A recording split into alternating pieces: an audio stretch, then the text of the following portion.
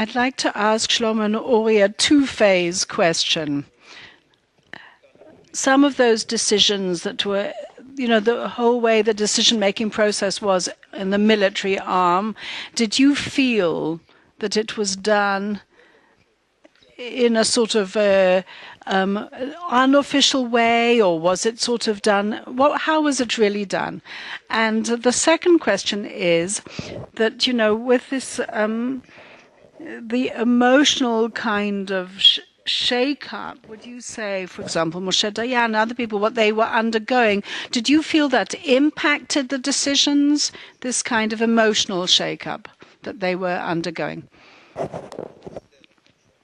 I'm sorry, I couldn't quite hear what he was saying.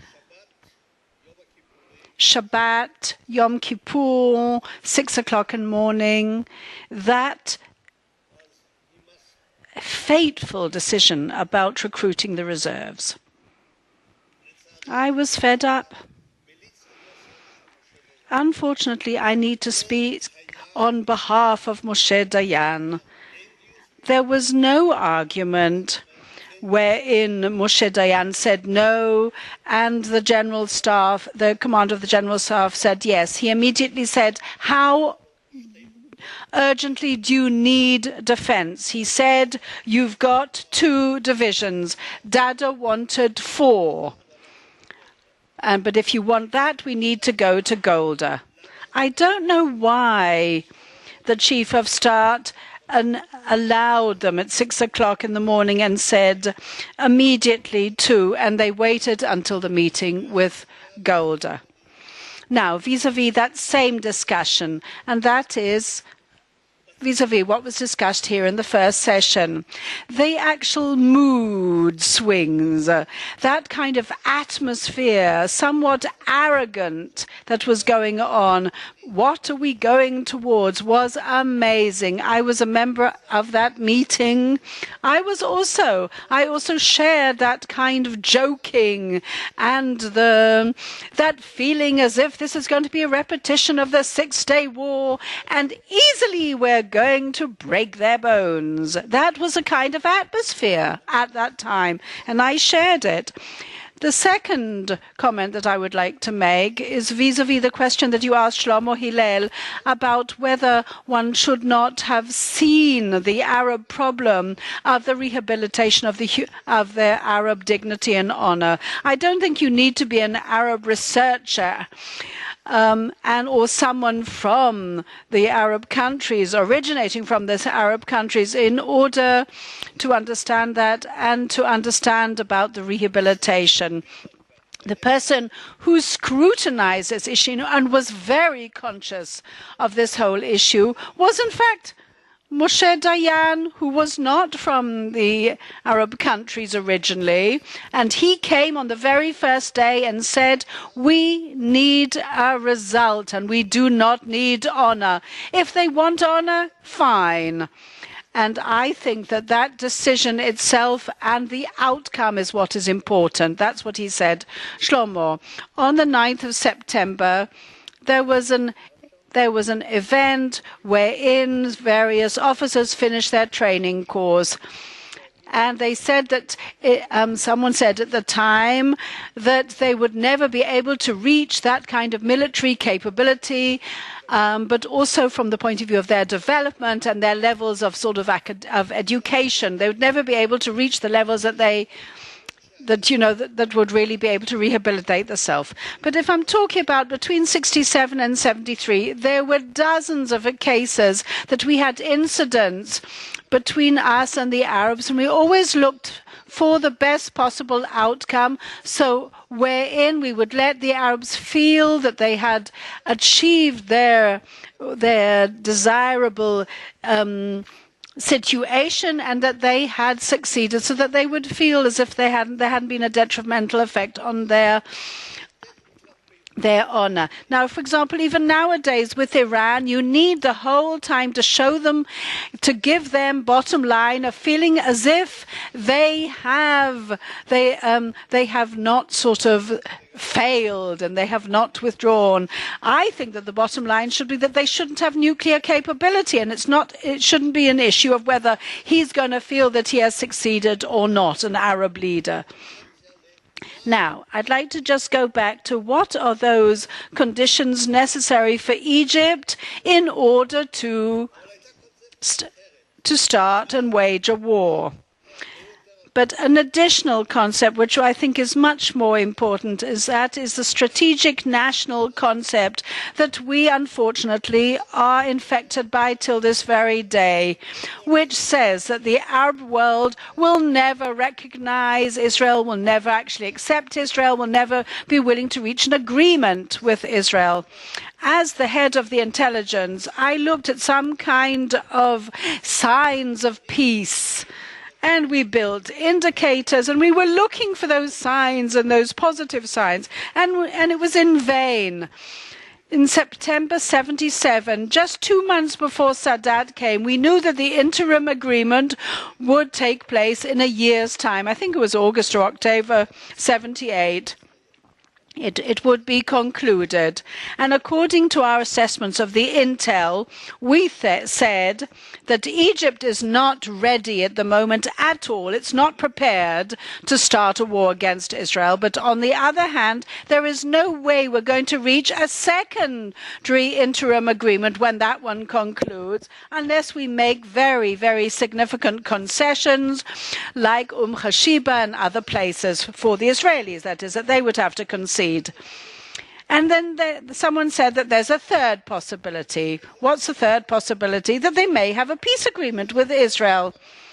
And I mean, all of us laughed together with our leaders at the time. The possibility that the Egyptian leaders should reach an agreement because of his own constraints, even that we didn't think could be part of our agenda. That we just didn't think it was possible, it was feasible. So, our lack of readiness to see that there was preparation or readiness to accept such an agreement. There are two different things here that I'd like to talk about. There is peace and a political agreement or a statesmanship agreement. They're two different things. Peace is what you have between Luxembourg and Belgium, for example. There's trade between them, and they deal in a million things, and they eat the same food. But a political agreement is something different. You know, it has various limits to it. It doesn't sort of commit you to have any intimate ties or even love between the two. But Israel in the Middle East cannot talk about peace. And we keep reiterating our conditions and our prerequisites. We want peace. We want to reach a situation that they will recognize the right of Israel to exist as a Jewish state, and we have a right to ask it, but we demand of them peace. Forget it. We can talk only about a political agreement. With Egypt, we signed a political agreement, although it's called a peace agreement. And with Jordan, the same, but it's not peace. Oslo were political agreements and not peace. That was the phase that we could reach, and forget any other possible kind of objective. I said at the beginning, when I first spoke, I said that I was disconnected from the work of the headquarters and of the chief of staff. But when I was called in to have a debriefing by Talik, I didn't know what they were going to talk about. They actually showed, as they displayed what was happening on the borders, what the assessment of the intel was. And we said that we're now dealing in a situation that we don't actually fully understand, but that the probability of war is very low. I left that meeting with an unequivocal feeling that this is war. And I quickly went to Dado and I said, why don't you recruit everyone? Why don't we mobilize our reserves? And this is war. And he apologized, but we have to wait till Yom Kippur and then we'll see what we can do. So I said to myself afterwards, in hindsight, no, but thanks to you, they opened the IDF transmitters. You should at least give yourself kudos for that. No, that's unimportant. Why was I more aware of things than other people? I asked myself in hindsight, and I will go back to a Hans Christian Andersen story, was the Emperor's New Clothes. Because all the inhabitants of Copenhagen saw the king and queen walking around naked and said, oh, aren't they elegant in their beautiful clothes? But a little child said, hey, but the emperor and his wife, the king and his wife, are naked. Why? Because he didn't share the concept at that time. So Shlomo Gazit in 73 did not share in Intel concept of that period. And I saw things in different eyes through a different lens. And one of my conclusions as the head of the Intel was that one ought to bring some children from Copenhagen to participate in our Intel assessments in the future. That was my conclusion. Shlomo, I'm surprised that you buy this fairy tale because it's the Danish are marketing it because of the pornography. They simply loved that their king and queen were naked in the street. I'm just joking. Now, we're now going to ask a question to two previous heads of the Intel. When you actually went into meetings with the real decision makers, I mean the higher political echelons, Dayan, Ezel Weizmann, and Uri with you, it was with Shamir and Misha, who just went out for a moment, and then Rabin. When you went into those meetings, and you knew the people really well, did you know what they would decide? It's a rhetorical question, because if not, how did you know what the Arab leaders were actually going to decide? Or if you had some kind of agent in Egypt who used to tell you what Sadat or Mubarak or other people would decide, how did you know? After all, they might decide differently than what was actually said or thought. I will give you my answer, and I will try and answer in brief. I'm a little surprised by your question because I never saw myself as someone responsible for the decision. I was only responsible for the actual showing of the situation, displaying the actual assessment of our intelligence. I was only responsible for the intelligence, for the entire assessment of the situation that included all various other political internal considerations and other issues that were going on at the same time, and all other considerations and factors as well. And based on that, that was not my responsibility. Basically, I think that one can say that I actually assessed, yes, in advance, what they would decide, and I mostly was not wrong. The difference between an assessment of a situation and an assessment of the intelligence is slightly different. The assessment of intelligence does participate actively in the assessment of the situation, and it must then that person, the head of the intelligence, must then always express his opinion about it and the impact of the various decisions of those decision makers of the higher echelons of power. And I must admit that I would like to salute all those who I worked with in Intel. You mentioned Shamir and you mentioned Misha Arens. Every single meeting with them was completely clean, with no vested interest, with no ulterior motives, no internal political issues. And I understood that I brought up things that don't always tally with their ideological concepts and views.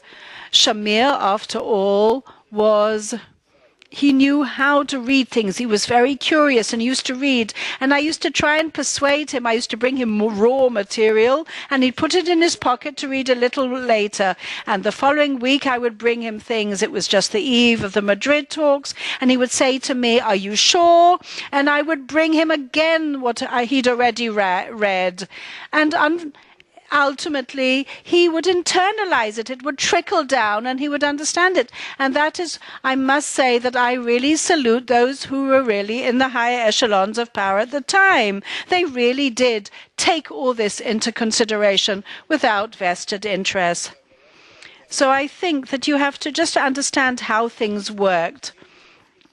I was in a lower role, and therefore I couldn't actually participate in the government high echelons of powers meetings. So I used to go into the pit, into the actual headquarters of the intelligence, and then I'd meet them all. And Talik would look back at Yankele Stern, and then he would look at me, and we'd turn around, and I'd keep looking back, and I would look back, and behind me, since I was the back row, I could only see the wall, so I understood I had to sit down and start writing things down. That was my role. Just two comments about those foray of decision-making. There was one that was head by the chief of staff and another one by the operational bodies and commanders and others. But vis-a-vis, when the chief of staff and his deputy used to meet and when we'd all sit together, I think that those were decisions, that there were determinations that were made vis-a-vis the priorities and what needed to do. And those were things that trickled down to the field. But I remember, in addition to that, that when in the Southern Command there was a problem of leadership and a problem of discipline, and a sort of disconnection between Arik Sharon and Gorodish, etc., and Bar-Lev, who was already there as well, then I remember that moment, and I remember having gone down to the pit, to the headquarters. And I went down there with the Chief of General Staff and with the Minister of Defense, and I called it the meeting of 9 eyes. It was Chashiba with Moshe Dayan, and the deliberation was, how can we rope in the Southern Command so that they would work unitedly with everyone? So someone suggested that Arik Sharon be moved to one side, and Moshe Dayan did not agree. So even on the first day of the war, when the Northern Command, when it was clear that the Syrians are really invading all the way down, then people sat down beside Chaka and Bar-Lev. In other words, the decisions of the foray, when they prepared the things truly as they ought to be done through the intel, but other things were done in the field, and that's the way it should have been done. Well, thank you very much, Shlomo Gazit, Uzi Eilam, the author, and Ori Saguy.